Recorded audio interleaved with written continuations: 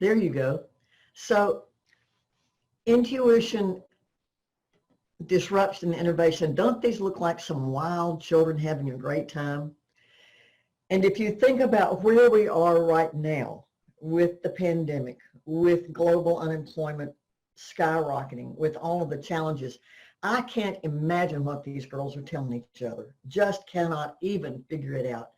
But you know, as I've been thinking about them in my practice, I've been looking for how do they relate and how do they help us. So I want to take a little time to share that with you today, to ask you some questions. I'm coming to you from Nashville, Tennessee in the United States. We did have tornadoes recently. Sometimes my power does go out. If it does, I'll hop right back on or get on my cell phone. So I just wanted to let you be prepared for that. So these girls are something else. Now I want to show you just a definition of intuition. That is an important one to understand. All of my life, I've been wrestling for, as the poet wrote, commitment, respect, and living nonconformity. And living in nonconformity means wrestling with how do I deal with having ability or insight or skill or gifting that doesn't fit other people's molds. And I know a lot of you may have some of the same challenges. If you look at intuition as a process by which information that we normally would say it's outside of the range of cognitive processes, it's sensed and perceived in the body as something that is either distant or yet about to happen. If you have children, take a moment and in your chat box, just type me a yes or a no or a Y or an N. How many of you have experienced knowing something was going on for your children when they weren't where you were physically?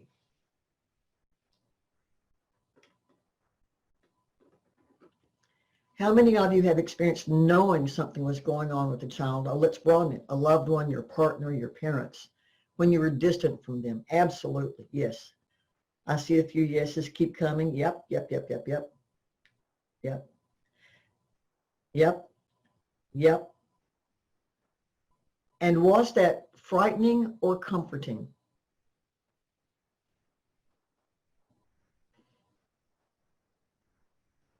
Good. Good.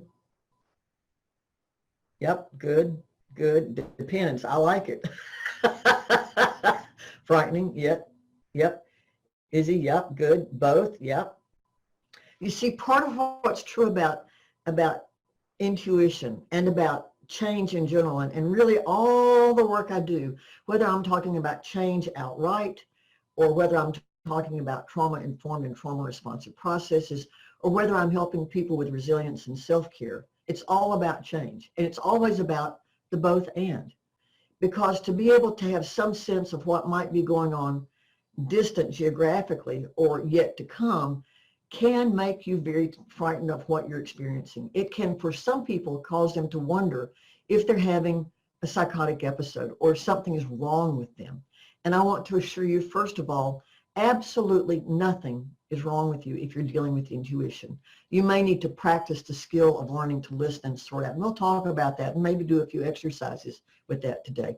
But every spirituality has a sense of how we deal with the invisible in the visible world.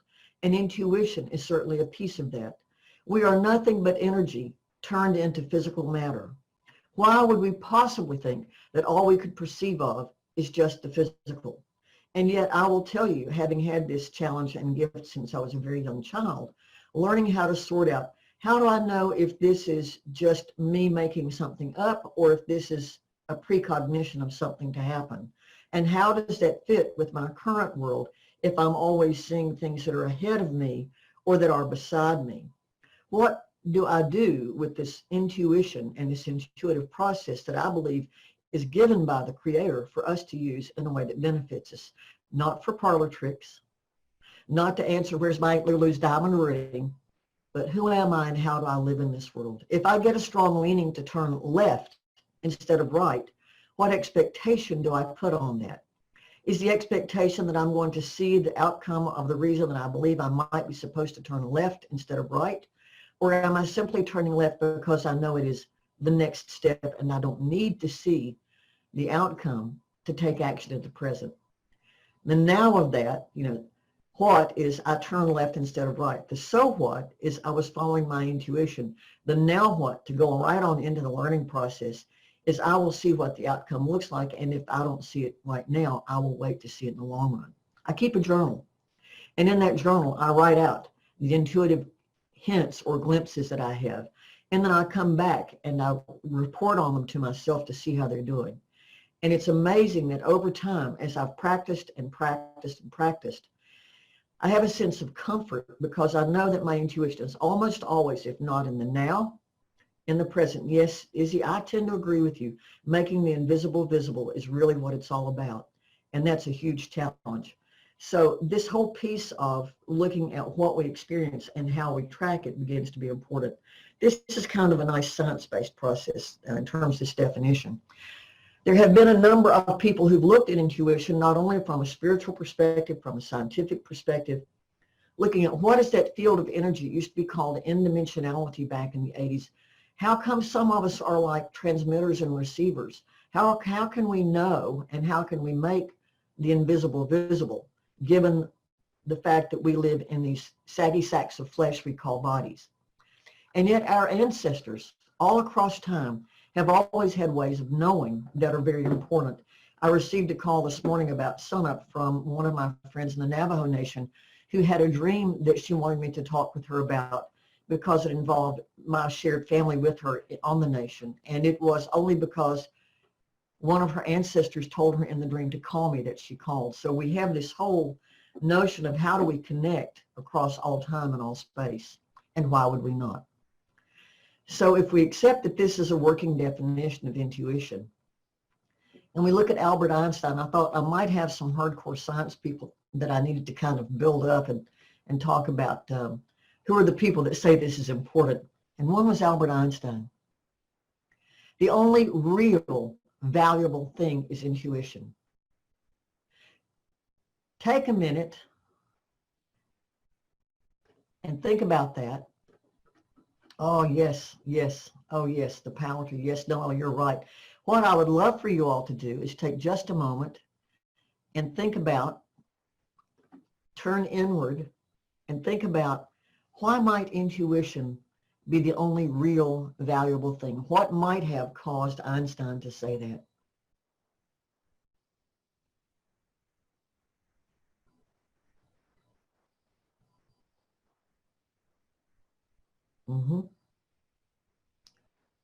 What might have caused Einstein to say the only real valuable thing is intuition?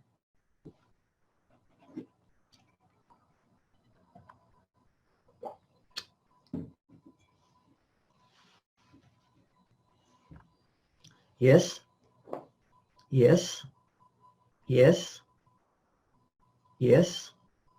His creative genius, perhaps because it's something you can act on it and make it real. It's the alchemy of all we learn and know, because no one can truly understand our inner thoughts, the invisible connections that might trip us up or offer opportunities. Yes. What else?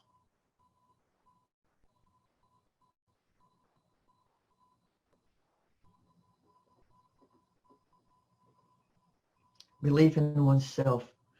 Absolutely. We know more than we know that we know. Yes, absolutely. Think about Einstein. He was thinking in huge ideas, great, big, wild ideas. And he was thinking about things that no one else knew or believed in except him. Vulnerable instead of valuable. I'll take it. I'll take it vulnerable. Intuition is a very vulnerable thing, because I have to tell you, I live in the southern part of the United States, and we talk about we should talk to God, we should talk to God, we should talk to God. But when God talks to us, we call it major mental illness. And there's something that's off about this. We must be able to think, oh yes, it speaks to the burden of brilliance. The aha moment, absolutely, yes. It's these tiny sparks, the what if or how might, that when we connect these to the physical world through the small inklings of ideas that we have, that we begin to see the possibility for real and profound change in different ways. I was working in my garden early this morning. I got up a little bit early. I needed a little bit of alone time and some major muscle activity.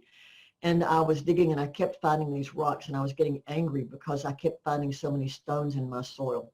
Now, there are a lot of metaphors for that. It could be my own life I'm talking about. But I had discovered a place where I have a drainage problem, and I thought, I need to do something big muscle. And I said, oh, I have a ditch that needs some rock in it. What if I line that ditch with the rock I'm finding? And so I moved the rocks and started making a pile. And then I thought, what if I make a little monument in that ditch to the running water and how it flows and how it always cleans everything, and how I'm diverting something that could be destructive to become something creative. And so, like you, Rosemary, my gut guided me to do something different this morning. That's a very simple example. And then I was watching, and I have a pair of nesting finches in one of my gutter hangers. And I saw the finches getting very agitated as I was coming near them. And I thought to myself, I wonder what might be helpful to these finches in the next few weeks as they raise their babies. I wonder how I can have access. How might I, here's the creative problem solving question, how might I have access to an area that I'll need to access at the same time respecting their need for who they are? How might I go into the nonconformity part of my life for that? And I decided that if I simply swung way wide to the left and came down the other side, I don't have to plant anything in those beds for the next few weeks. I can give them what I hope will be the blessing of raising their fledglings in peace and quiet. It's always about being willing to listen. And if there's one thing that Einstein taught me, it was how to listen. Shift course your gut, and gut is a piece of intuition that's important. So as we go forward, Rumi, the great poet, said, there's a voice that doesn't use words. Listen.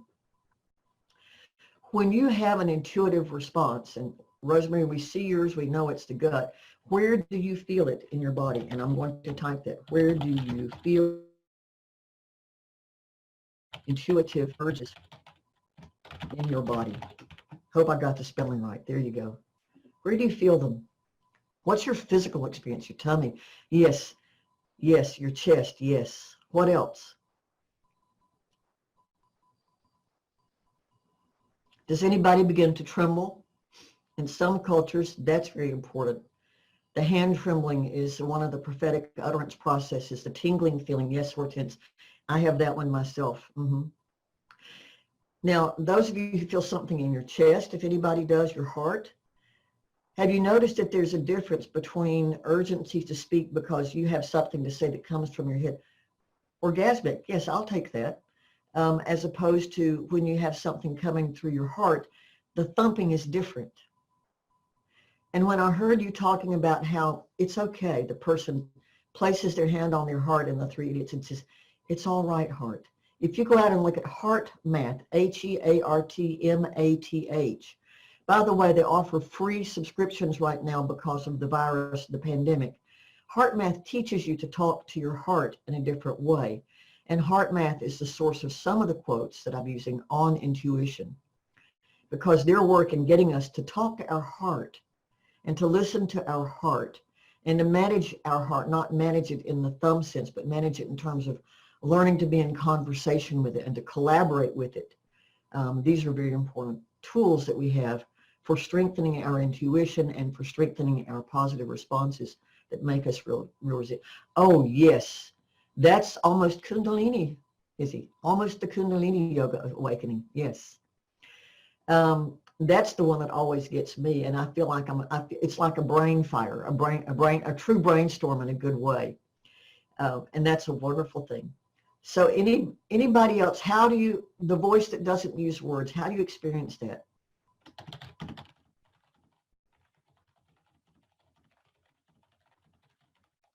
And it may or may not be the same answers you've just given. There may be something different. I remember being in a really tough spot back in 1981. Dreams, yes, absolutely. And I was walking down the street pretty sure that the world as I knew it had come to an end. And I had the experience of not hearing a voice audibly, but of experiencing a voice. Yes, yes. Yes, there too, absolutely. Unless we play the role out of your ovaries, it's for nothing. Yes, boy, that is absolutely right. That root chakra, that energy way down there that we pull up is amazing. Now, when you think about spirituality, you may see people entering trance states to access intuition. The shamanic processes, the curanderos, the hatatlis, all the traditions that are indigenous, where we see people doing activities or processes that get them literally out of this reality. Yes, Hortense, that's what I was talking about with that chest thumping thing. It makes a difference. Feeling that comes with mental pictures. You all are a very intuitive bunch. You're a very intuitive bunch.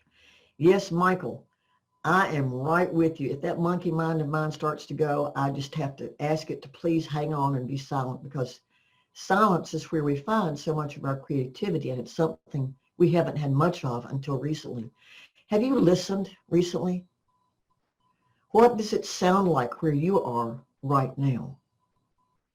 Take a moment and just listen.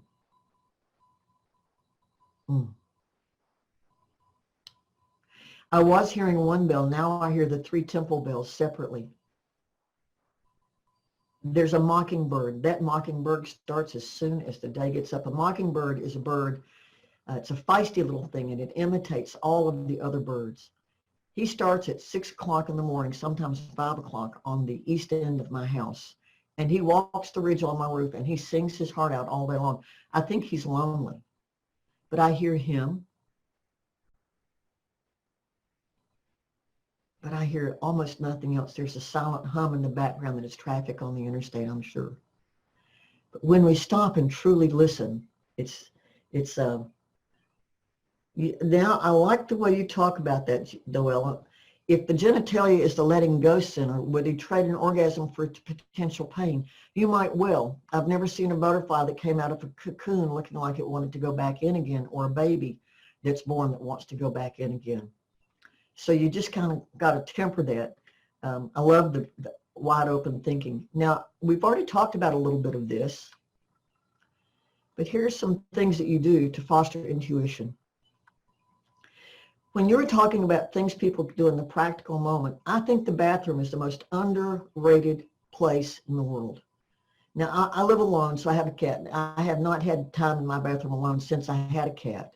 But those of you who have children and partners, one of the things that's almost sacred is bathroom time, as long as you don't hog it when somebody else really has to go.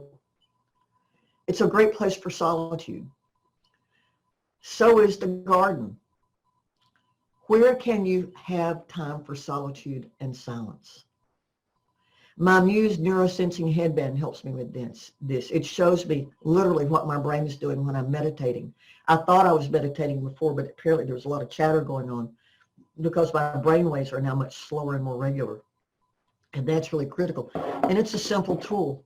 In fact, I've got it out because I used it this morning. Just like this, a little headband that you put on, and you can see, I'll turn it around for you, and it has sensor strips. So you get like an EEG reading of your brain activity on your phone as you're working. Muse, the neurosensing headband, is a great tool for helping you do what you think you're doing. Observing everything. How many of you all have stopped and opened your eyes and taken in everything you can with your eyes? The little ant crawling on the grass, the spider spinning her web going chick, chick, chick, chick, chick, chick, which if you are quiet enough, that it is quiet enough around you, you may be able to hear. How many of you listen and watch and see and notice how many greens there are in the spring and how many fall colors there are in the fall? To take in so much of what, it's like, that's really orgasmic to me. It's like the color explosion when I go out and I look in my yard and I see all the weeds I really want to despise. And then I notice that the birds are eating their seeds. And that's food for the birds. How can I hate the weeds and love the birds?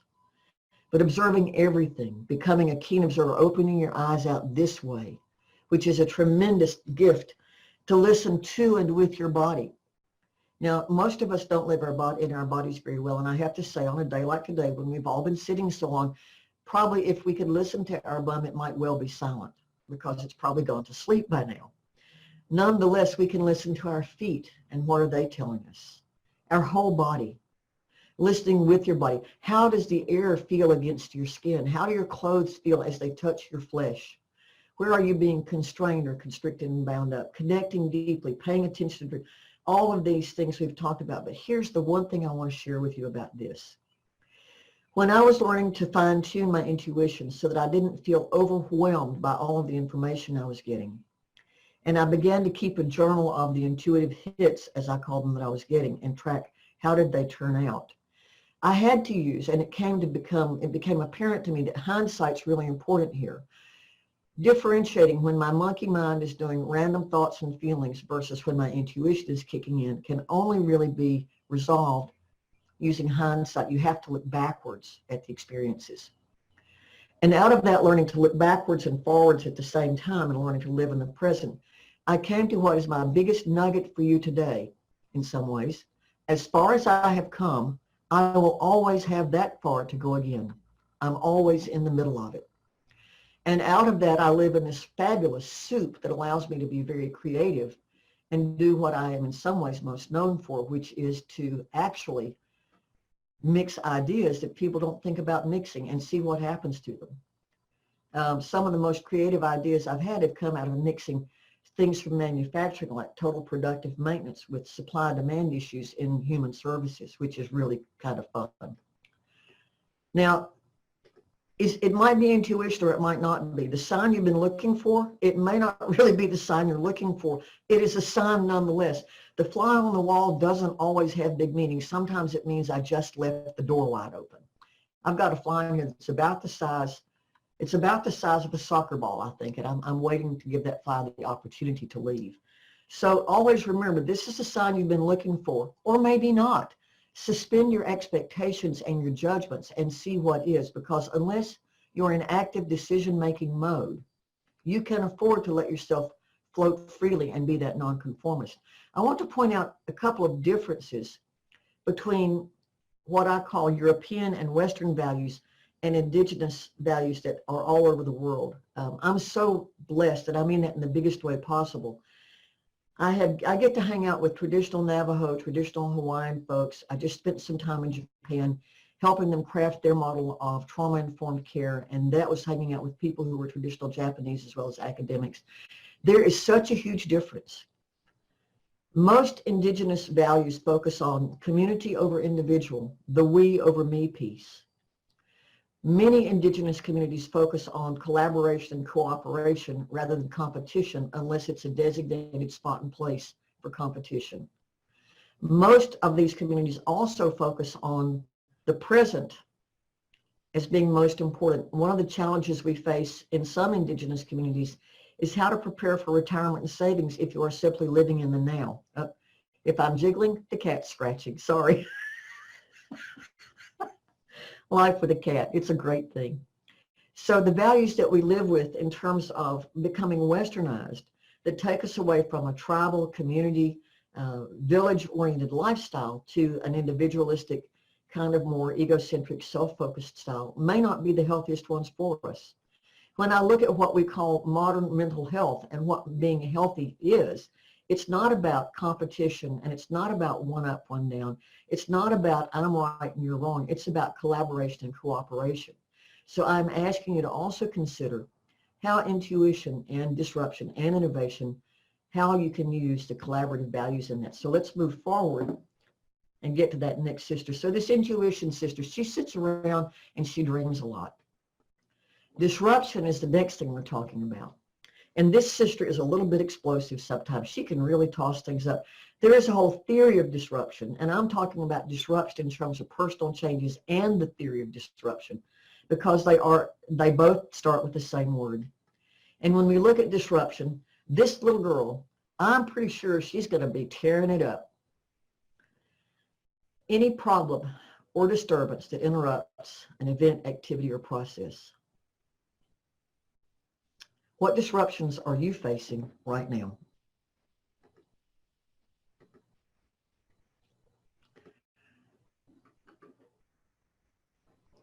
The cat's a sign. The cat's a sign. I'm sure she'd love that. And she is a sign. Please do post your questions. I'd love to answer them. So let me talk about, I hit the wrong key. I'm so sorry. I've got a little bit of a challenge here with my question and answers. There we go, to get them to go off. So let's talk a little virus called COVID, quite disruptive, yes. So tell me what it's disrupting, Hortense. Yeah, it's what's it changed?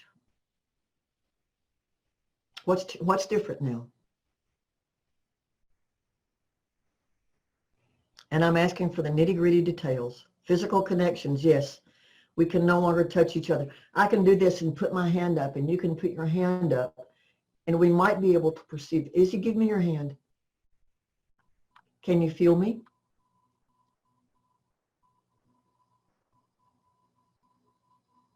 It's interesting. I felt your hand as you approached me. Did you feel mine? So we don't even really require the physical contact if we're willing to recognize that all we are is energy, business, human relation, commotion. Yes, commotion. I spend my day sitting in front of the laptop. I'm pretty sure I'm going to be the perfect shape of a Herman Miller Aeron chair. Yeah, so all y'all, reach up and touch somebody. Reach up, put your hands up, reach up and touch somebody. If you've got your camera on, it's a whole lot easier. Or if you wish to touch my hand, I'm here. I'm your conduit today. You can do this at home. Yes. Hello, my sister. I feel you. Feel it? That energetic connection is absolutely there even when we are distant from each other. And this I believe to be the conduit for the intuition that we have. I know Puleng pops into my heart and my head periodically, and I know in my way to simply pray for her. You can do this. If you have a pet, try petting your pet, like if your cat's down at the bottom of the screen, try petting your pet a few inches above the pet. Yes, Hortense. And see if they are actually, if you'll notice that they will pick up on it as well. So the disruption is we tend to believe that we can only be in each other's physical presence to do our business, and we can actually be absent from each other and do just as much. But it requires this whole disruptive piece of COVID that we be willing to listen to our intuition and do things differently. Now let's go forward and see where we were with that. Here are some disruptions in business that we face on a regular basis.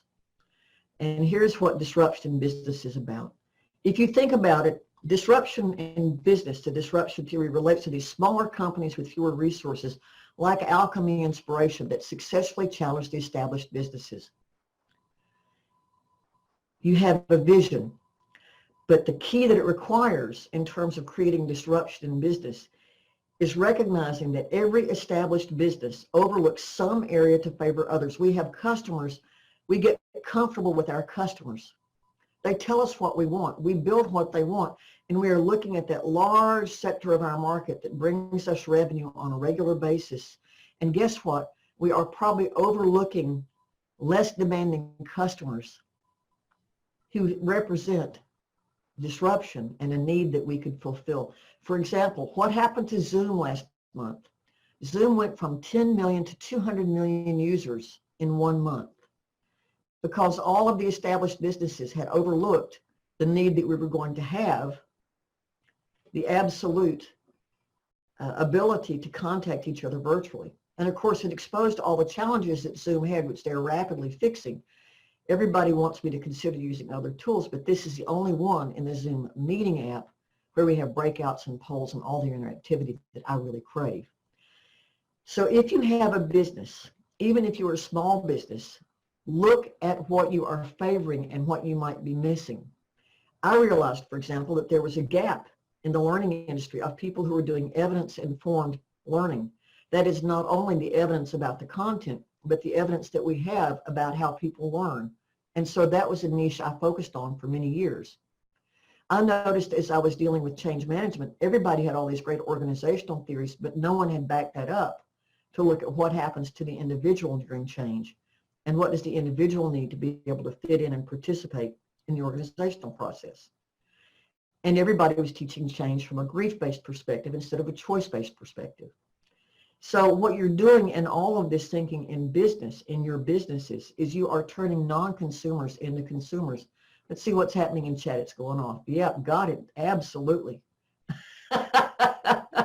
Liking the yelling director. I love it. That works for me. So your challenge, if you are in business, is to turn your non-consumers into consumers by identifying the things that you can offer them, the areas that you're not tending to. And I find that solitude, that silence, that listening with my whole body, that getting out of the usual very left-brained processes that we sometimes live in is required. Sometimes trance dancing, sometimes walking a labyrinth, sometimes drumming, sometimes chanting, sometimes doing the things that are important, sometimes going out and burying my face in the herbs that I grow. And that brings us to the third one, who is innovation. This third sister, now disruption, she's a little pistol. I think in this image, she's probably the upper left. They're all innovators. But innovation is its own thing in a sense. Innovation can't come when we're in the way of our own thinking and our own creativity, when we're unwilling or unable to ask the questions of how, might, and what if. When we're missing a larger body of knowledge. One of the lovely things about being a multidisciplinarian is I get to pull things from psychiatry and psychology and sociology and education.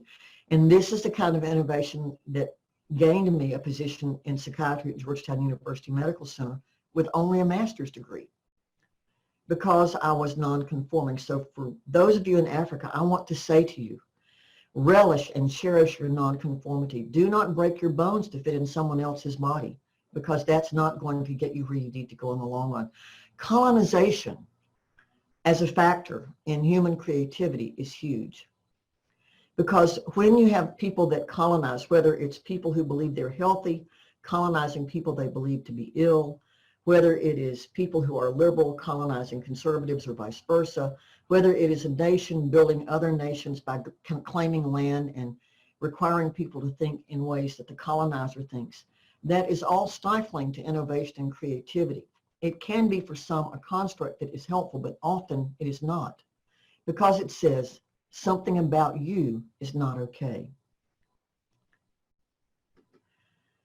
Now, there are some great examples of innovation that we see from countries like Africa, where, again, I reject the reductionistic labels of third world and first world. We are simply all one world. And if you have seen any of the images of the planet as we go through COVID, wow, wow, wow. You can see that we need to have innovation of all sorts. The ability and the work that people are doing, making different kinds of masks, coming up with ways to keep each other entertained, finding different ways to solve problems. This fellow used a zero pot. The zero pots are a very simple, old construct. Now, he's in Africa. I've seen these used in the Zuni and the Hopi Nation, and I've seen them used in Hawaii, where you have a pot and a pot, and you pack between the two pots sand, and you really wet it down, and you put a cloth on top of the second smaller pot that contains your produce, and it keeps it quite cool for some period of time. What would be the impact of places that have limited electricity having zero pots?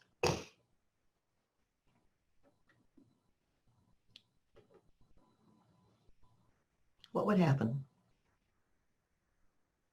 Use your chat box. Food security, absolutely, Isabel. And food is a big issue. We here in Nashville, there is no toilet paper. Less wastage, absolutely. What else? Preservation, more energy efficient. Ability to transport food to other locales, that's absolutely right. All of these are great, great examples and great responses. Looking at freedom, looking at nice decor. Imagine if you didn't have to be dependent on electricity, which someone else is going to want to sell you to be able to keep your food cool. In the market where the picture on the bottom is from, these pots cost $2. The vendors that you see reported that they were increasing their revenue by 25 to 30% just using these pots. Abundance beckons. Who was hurt by creating these pots and by marketing them? Was anyone hurt? Your microphone? So you see, you're looking for how do we, the electricity companies, that's correct. And they are hurt by this. But here's one of the challenges we have about being environmentally responsible. If we become sustainable, we reduce jobs in one area. And if we come from a scarcity perspective, then we live with the fact that there's not enough for everybody. When we come from the perspective of there's plenty, there is enough for everyone, we can make this work and we can bring other people to the table instead of building a fence around it. Suddenly you see that there's a great shift in how we think and in the ways that we work and in our heart. And it is the heart, after all, that we have to figure out how to resolve. And it's one of the things that intuition helps us do. This young man, who knows what this story is about? Abundance mindset is a rising tide that lifts all boats. What do you think's going on here?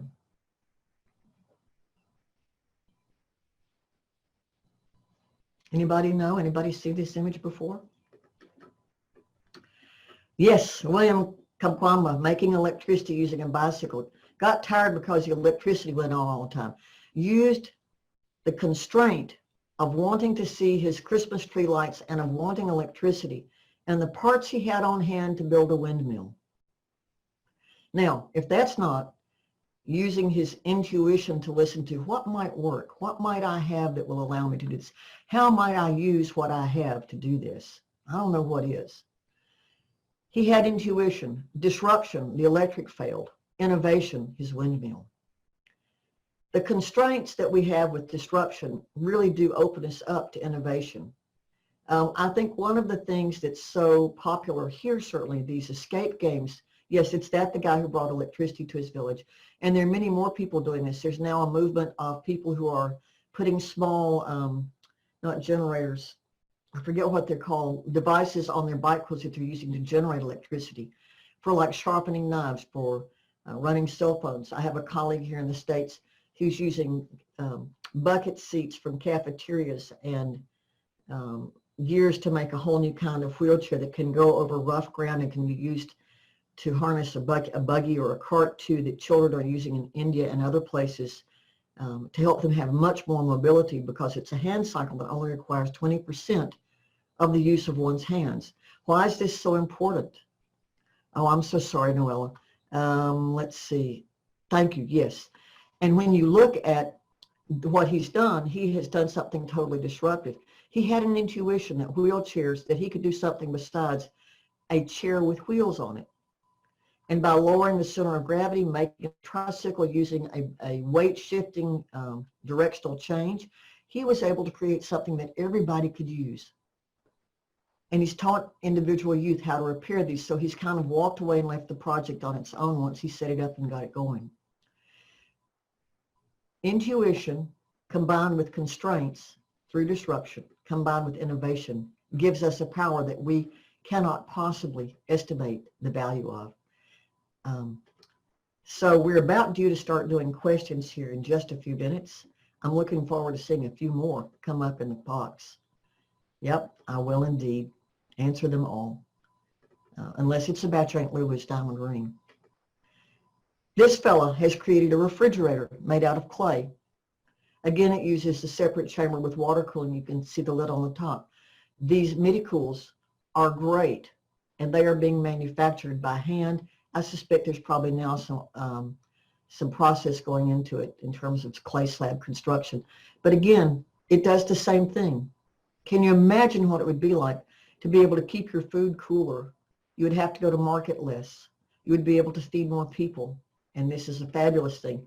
Again, at some point, he may have thought about, I know I thought when I saw both the Zir jar and this, I remember as a child, in rural western North Carolina, we would put jugs of things, we'd bury them in the creek, tightly sealed of course, so that the creek could cool them.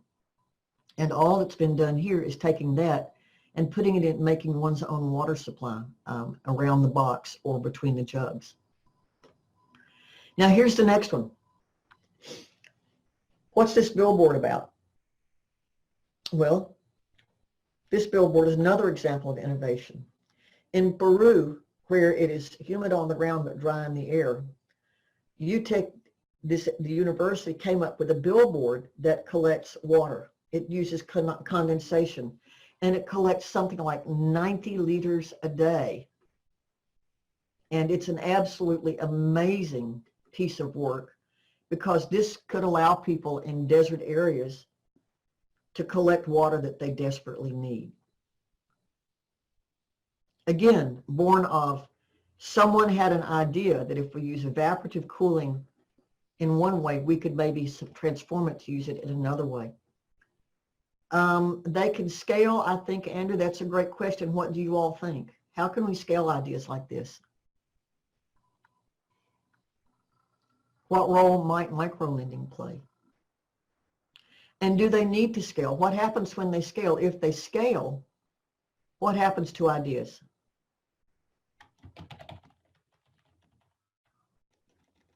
Got keyboard lag.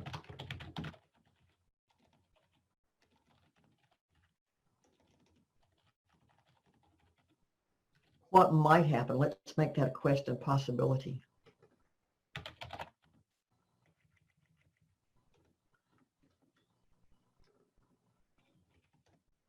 What might happen to ideas when they scale? What can get in the way? What can benefit?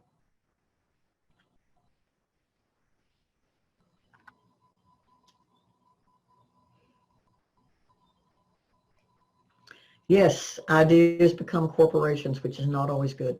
They flourish, they get cheaper, some of them fail.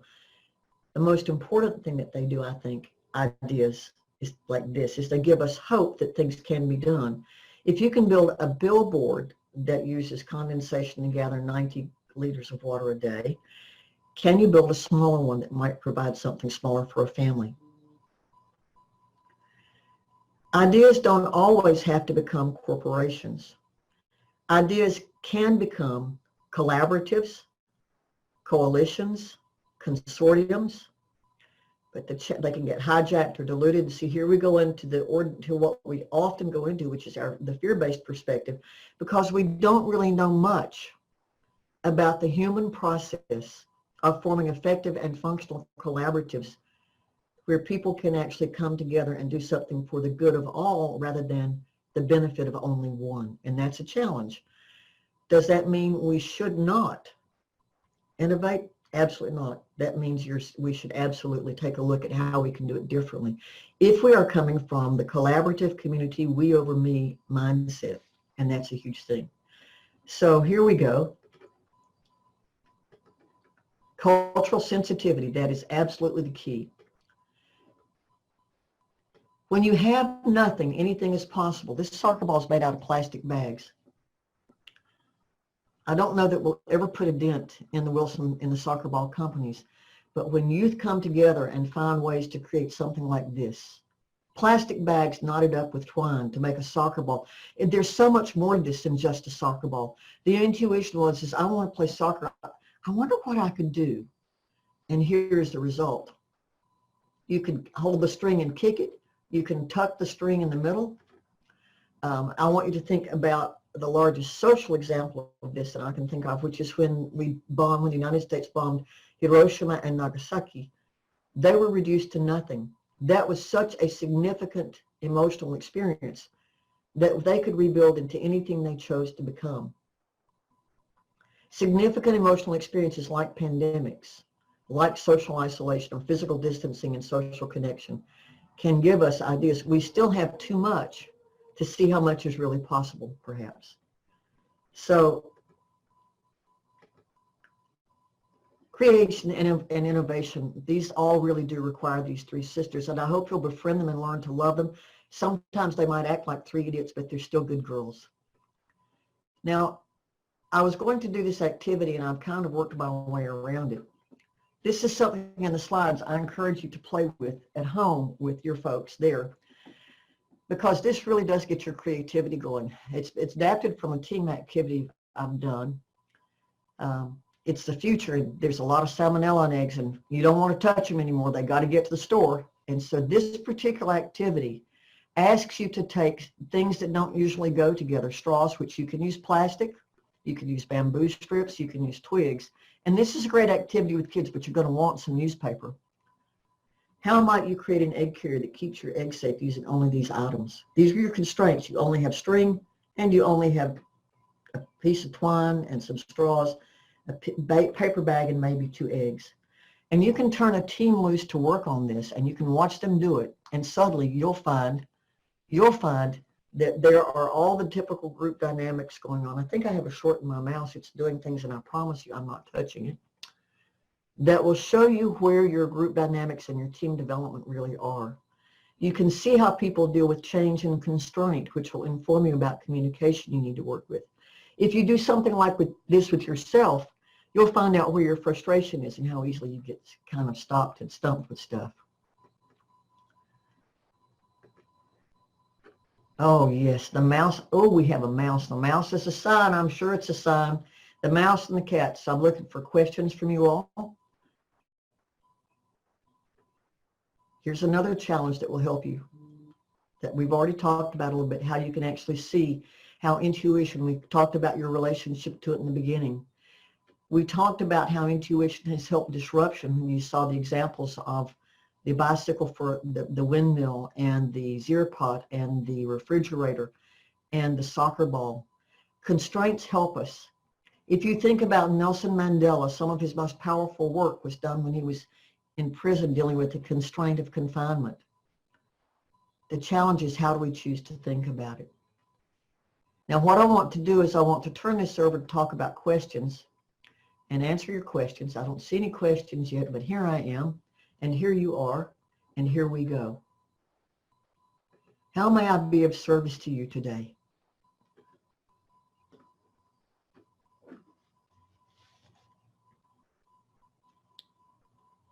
It's late in the day, and I know that you are all weary, and you've done a fabulous job of sticking with us, but how may I be of service to you today?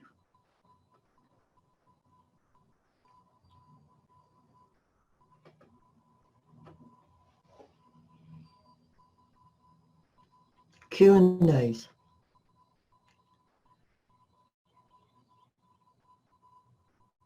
I wonder what we can learn from our dreams. That's a great question, Andrew. Dreams are symbolic and sometimes literal. You can study dreams for a really long time. Oh, yes. I will be glad to speak to that, Mark. Let me finish answering Andrew's question. They can give us a lot of information, our dreams do, that tell us where we are frightened, where we are hopeful. Sometimes I have 3 dreams at once going in tracks on top of each other. Sound, color, smell even in the dreams, which is really an interesting thing. But they tell us so much about where we are.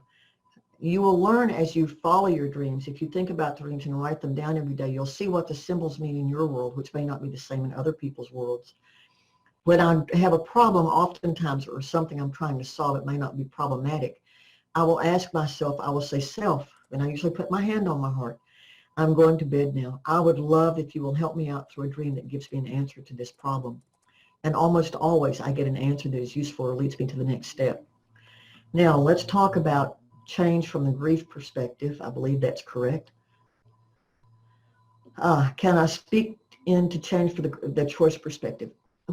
I'll tell a story. I was listening to W. Edward Demings back in 1992 in Atlanta, Georgia, and he was talking about change, and that statistical process control and total quality management was all about change. And he brought an expert, a psychiatrist from another city, up to talk about grief and change. And the psychiatrist got up and he said, there's nothing you can do about change except grieve it. All you can do is grieve it, because there are all these losses. And I thought, I'm just not going to stand for that. I've got to speak to this man. And so I said to him, sir, you came from a different city, is that correct? He said, yes. I said, and did you fly? He said, yes. I said, how many flights were there from your city, let's say Chicago to Atlanta? He said, about 45, and you picked one. Why did you pick the one you picked? It was shorter, it had a lower price, and I could get a better seat. I said, so you made choices. Change in the grief perspective, if you adopt his perspective, then all you can do in any change, like the pandemic, like a job loss or a job acquisition or a breakup or a marriage or an adoption or any change, all you can do is grieve the losses. In a linear process, we tend to grieve because we go A, B, stop. A, B, stop. We go from the beginning to the end, we stop, we have loss.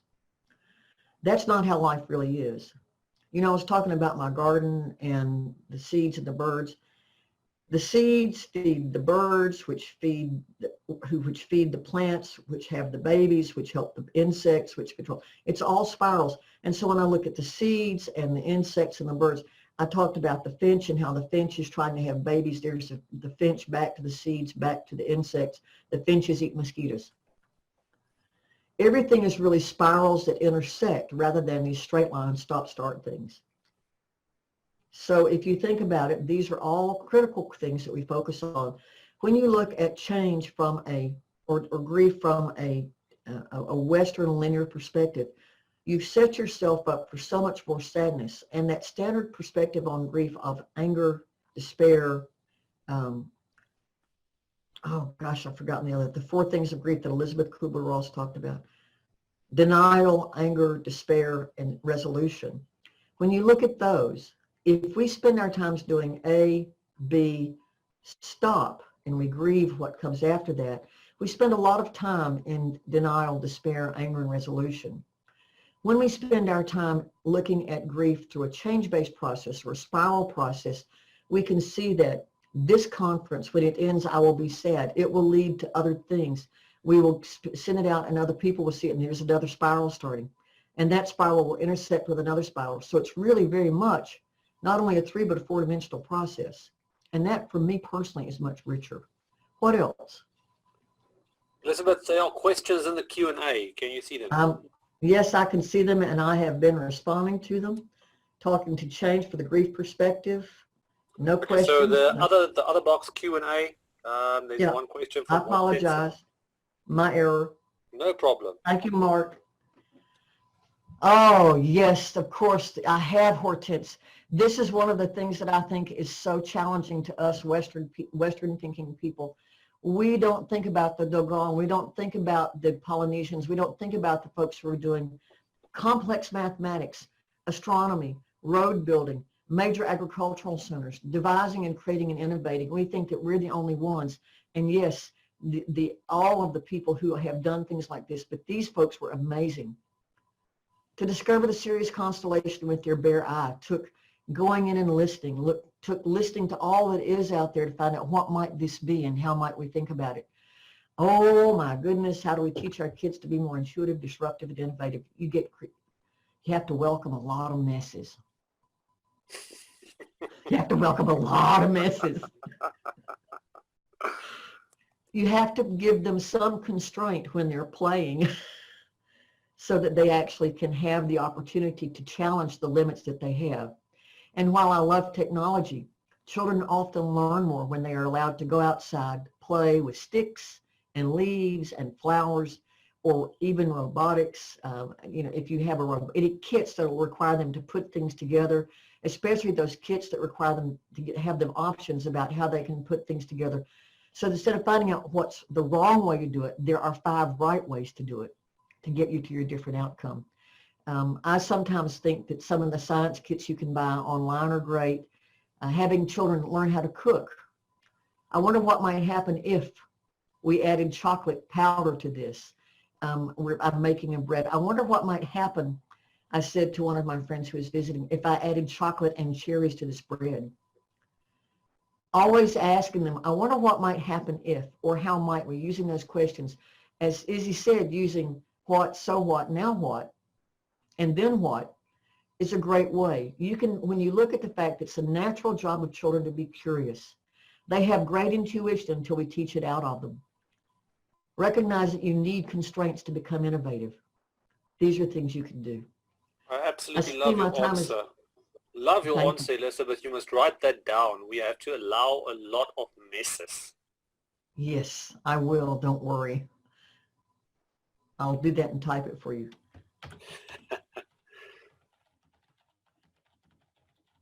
Time for maybe one more question from anyone. Yes. I wonder what we might learn from the Dogon people of Mali.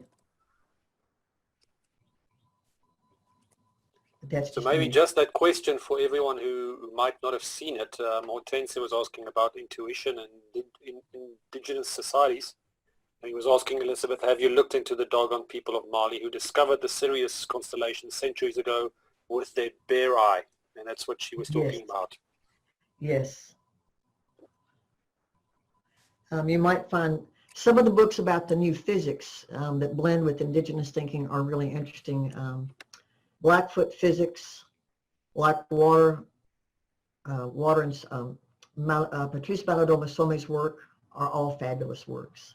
I want to thank you all so much for letting me be here today and for inviting me. I'm Elizabeth Power. I'm called the Queen of All Things Change. I love to help people work at individual hope-boosting, soul-calming sessions, and I love to help people learn. I look forward to hearing from all of you in the future.